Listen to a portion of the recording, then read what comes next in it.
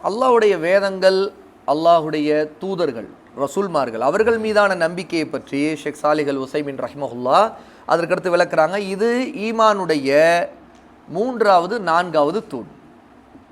ஈமானுடைய 3வது தூண் அல்லாஹ்வுடைய வேதங்கள் மீது நம்பிக்கை. அல் ஈமானு பில் குத்துப். கிதாப் என்றால் வேதம், குத்துப் என்றால் அதனுடைய பன்மை வார்த்தை வேதங்கள். 4வது நம்முடைய அடிப்படை நம்பிக்கை அல் ஈமானு பிர் ருசுல், ரசூல்மார்கள் மீதான நம்பிக்கை. இப்போ முதலாவது விஷயம் அல்லாஹ்வுடைய வேதங்கள் அப்படின்னு சொன்னால் அதனுடைய கருத்து என்ன? அல்லாஹ் தன்னுடைய தூதர்களுக்கு இறக்கி வைத்ததை தான் குறிக்கும். அல்லாஹ்வுடைய தூதர்கள் அல்லாமல் வேறு யாருக்கும் வேதங்கள் இறக்கப்பட்டதாக நம்ப மாட்டோம், நம்பிக்கை கொள்ளக்கூடாது. இன்றைக்கி என்னென்ன வேதங்கள் இருக்கிறதா உலகத்தில் பேசப்படுதோ எல்லாமே வேதங்கள் அல்ல. மனிதர்கள் எழுதியதை கூட வேதங்களாக மக்கள் பொய்யை பரப்புவாங்க, நம்புகிறாங்க. ஆனால் நாம் எதை கொண்டு உறுதி செய்வோம்? அல்லாஹ் தஆலா என்ன வேதத்தை இறக்கிதோ அதுக்கு பெயர் சொல்லியிருக்கா, அந்த பெயரோடு நம்பும்போது அந்த வேதம் எந்த தூதருக்கு இறக்கப்பட்டதா அல்லாஹ் சொல்லியிருக்கானோ அந்த தூதரோடு அந்த வேதத்தை நம்பிக்கை கொள்வோம். உதாரணத்துக்கு தௌராத், இன்ஜீல், ஜபூர் யார் யாருக்கு இறக்கப்பட்டது? தௌராத் யாருக்கு இறக்கப்பட்டது? யாருக்கு? தௌராத் தாவூத் அலைஹிஸ்ஸலாத்து வஸ்ஸலாமுக்கா? வேறு ஏதோ ஞாபகத்தில் இருக்கிறீங்களே, வெயில் கடுமையாக இருக்கிறதுனால தெரியுமா, மறந்து போயிருதா? யாருக்கு? மூசா அலைஹிஸ்ஸலாத்து வஸ்ஸலாமுக்கு. அப்போ நாம் தௌராத்தை அல்லாஹ்வுடைய வேதம் நம்புவோம், ஏன்னா அல்லாஹ் இறக்கியிருக்கான். தூதருக்கு இறக்கியிருக்கிறான், அப்போ யார்? மூசா.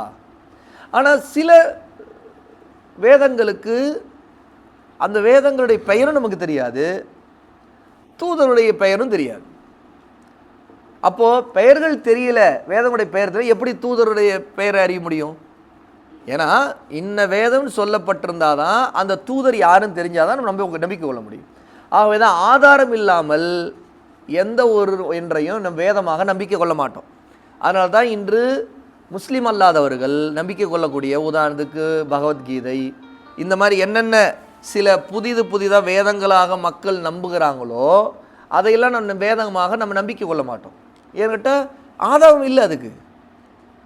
அப்போது அதெல்லாம் வேதங்களாக மக்கள் சொல்லி கொண்டாலும் அது புராண கதைகளாக அல்லது மனிதர்கள் எழுதிய சில கவிதைகளாக இருக்கலாம். ஆனால் அல்லாஹ்வுடைய வேதம் என்று நாம் அல்லாஹ்வோடு இணைச்சி சொல்ல மாட்டோம். தௌராத்தை சொல்லுவோம், இன்ஜீலை சொல்லுவோம், ஜபூரை சொல்லுவோம். ஏன்னா ஆதாரம் அல்லாஹ் தஆலா குர்ஆனில் நமக்கு தெளிவாக அந்த பெயர்களை குறிப்பிட்டிருக்கிறான். அதே மாதிரி எந்த நபிக்கு எந்த ரசூலுக்கு இறக்கப்பட்டதுங்கிறதையும் தெளிவுபடுத்தியிருக்கு. அப்போ வேதங்களை நம்பிக்கை கொள்ளும்போது பொதுவாக அல்லாஹ் தஆலா அதே நேரத்தில் தௌராத், இன்ஜீல், ஜபூர், குர்ஆன் இது 4 மட்டும்தான் வேதம்னு சொல்ல மாட்டோம். அல்லாஹ் தஆலா நிறைய வேதங்களை இறக்கியிருக்கிறான், ஆனால் அந்த எந்த வேதங்கள் பெயர் தெரியாது. நபிமார்கள் சிலருக்கு அல்லாஹ் வேதங்களை கொடுத்துருக்கிறான், அந்த வேதங்களுடைய பெயரை கூட சொல்லாமல் இருக்கிறான். ஆகவே நாம் அவங்களுக்கு நபிமார்களுக்கு வேதங்களை கொடுத்துருக்குறான் அப்படின்னு சொல்லுவோம். அந்த எந்த நபிக்கு இறக்கப்பட்டதா ஆதாரம் இருக்குதோ அதே அப்படி சொல்லுவோம். ஆனால் அந்த வேதத்துடைய பெயர் தெரியலன்னா வேதத்துடைய பெயர் தெரியலன்னு சொல்லுவோம். உதாரணத்துக்கு இப்ராஹிம் அலைஹிஸ்ஸலாத்து வஸ்ஸலாமுக்கு அல்லாஹ் இறக்கியதை சுஹுஃபு அப்படின்னு சொல்லியிருக்கிறான், ஏடுகள் அப்படின்னு அர்த்தம். சரியா? அது கிதாபுன்னு சொல்லப்படல, சுஹுஃப் சில பக்கங்கள், ஏடுகள். நம்ம அப்படி தான், அதுக்குன்னு ஒரு பெயர் இல்லை. சரியா? அப்போ அதற்கு எப்படி தௌராத், இன்ஜீல், ஜபூர் போல பெயர் இல்லை. அப்போ அந்த மாதிரி அல்லாஹ் சொல்லலைங்கிறனால நம்ம அப்படியே நம்ம விட்டுடுவோம். அப்போது அல்லாஹ்வுடைய வேதம் அப்படின்னு சொன்னால் அல்லாஹ் இறக்கியதுக்கு ஆதாரத்தை நாம் அறிந்திருக்க வேண்டும், அது பெயர் அறிந்திருக்க வேண்டும். ஏன் அல்லாஹ் தஆலா வேதங்களை இறக்குகிறான்? அது அல்லாஹ்வுடைய மிகப்பெரிய அருட்கொடை. ஏன்னா நேர்வழி காட்டுகிறான் அல்லாஹ். மனிதர்களுக்கு வேதம் இறக்கிய நோக்கம் நேர்வழி காட்டத்தான்.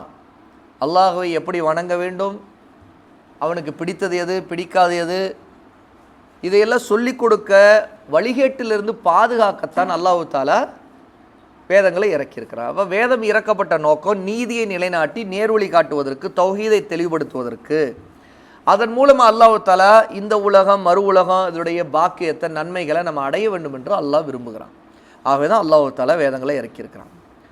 இப்போ வேதங்கள் மீதான நம்பிக்கையில் 4 விஷயங்களை நம்பிக்கை கொள்ளணும். முதலாவது விஷயம், அது அல்லாஹ்விடமிருந்து இறக்கப்பட்டவை அப்படிங்கிறது நம்பணும். 2வது விஷயம், எதனுடைய வேதத்திற்கு பெயரோடு நாம் அறிந்திருக்கிறோமோ அந்த பெயரோடு நம்பிக்கை கொள்ளணும்.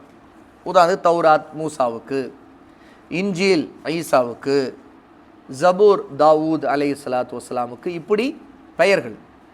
குர்ஆன் முஹம்மது ஸல்லல்லாஹு அலைஹி வஸல்லம் அவர்களுக்கு இப்படி நாம் அந்த பெயரோடு நம்பிக்கை கொள்ளணும். மூன்றாவது, அந்த வேதங்களில் அல்லாஹ் சொல்லியிருக்கக்கூடிய செய்திகளுடைய நம்பகத்தன்மையை நாம் உண்மையை ஏற்றுக்கொள்ளணும். வேதங்களில் அல்லாஹ் தஆலா என்ன சொல்லியிருக்கான் அது உண்மையை நம்பணும்.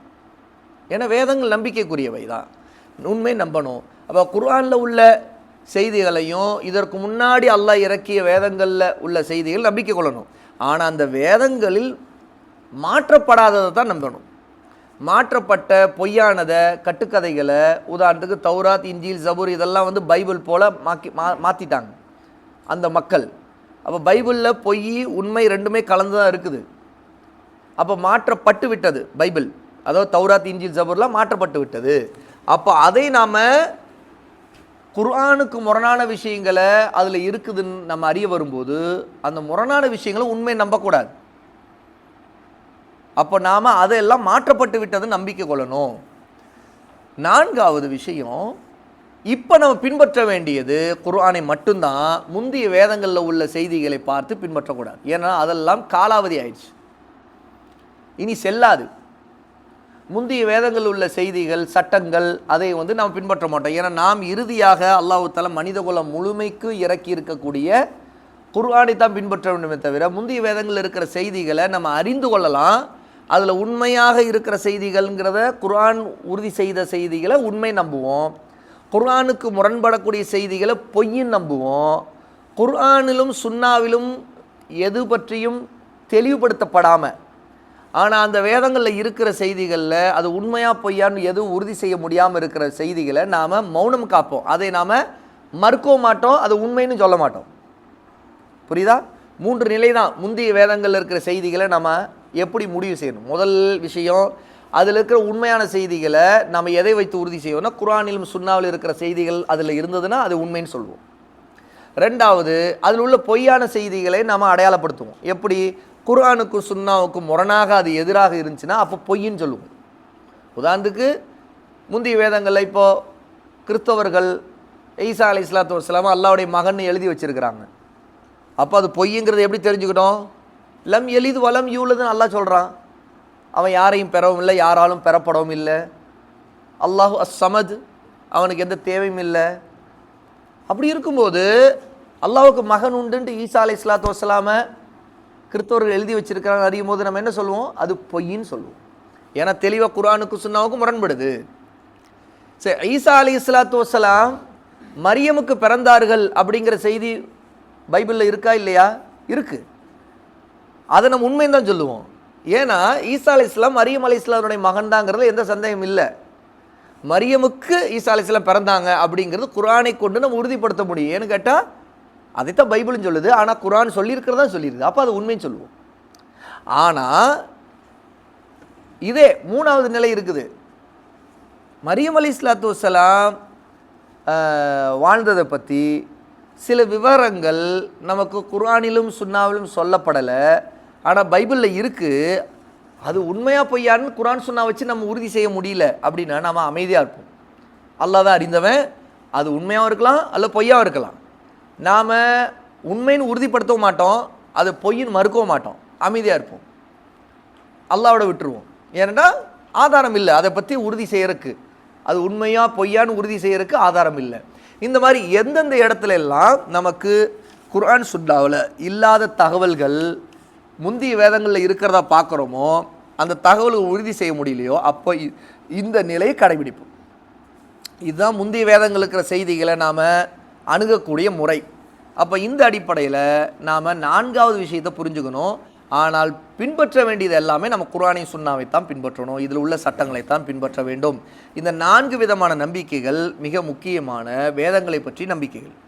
சரி, இப்போ இந்த நம்பிக்கைகள் மூலமாக என்ன பலன் அப்படின்னா, முதல் பலன் ஷேக் சாலிஹ் அல் உஸைமீன் ரஹிமஹுல்லாஹ் குறிப்பிட்றாங்க, அல்லாஹ் தன்னுடைய அடியார்கள் மீது காட்டக்கூடிய அக்கறையை நம்ம அறிஞ்சுக்கிறோம்.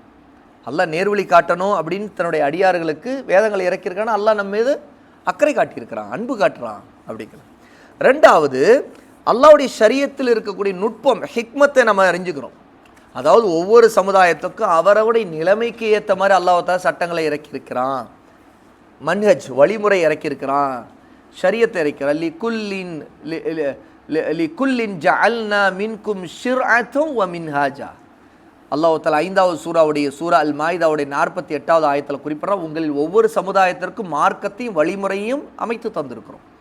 அப்போது சட்டங்கள் இதற்கு முன்னாடி வாழ்ந்த மக்களுக்கு அவங்க வேதங்களில் சில சட்டங்கள் வேறு மாதிரி, நமக்கு வேறு மாதிரிலாம் இருக்குது. அப்போ இது அந்தந்த சமூகத்தாருடைய சூழ்நிலையை அறிந்து அதுக்கேற்ற மாதிரி அல்லாஹ் தஆலா சட்டங்களை வசதியாக கொடுத்துருக்குறான். இது அல்லாஹுடைய ஹிக்மத்தை காட்டுது. எல்லா மக்களுக்கும் ஒரே மாதிரி சட்டங்கள் எல்லாம் இறக்கலை, வித்தியாசங்களை எல்லாம் ஏற்படுத்தி இருக்கிறான். 3வது விஷயம், இந்த 2 விஷயங்களை தான் ஷேக் சாலிஹ் அல் உசைமீன் இங்கே பலன்களை குறித்து குறிப்பிடுறாங்க. இது வேதங்களை பற்றிய பலன்கள், வேதங்களை நம்பிக்கை கொள்வதனால் நமக்கு கிடைக்கக்கூடிய பலன்களை நாம் அறிந்து கொள்கிறோம்.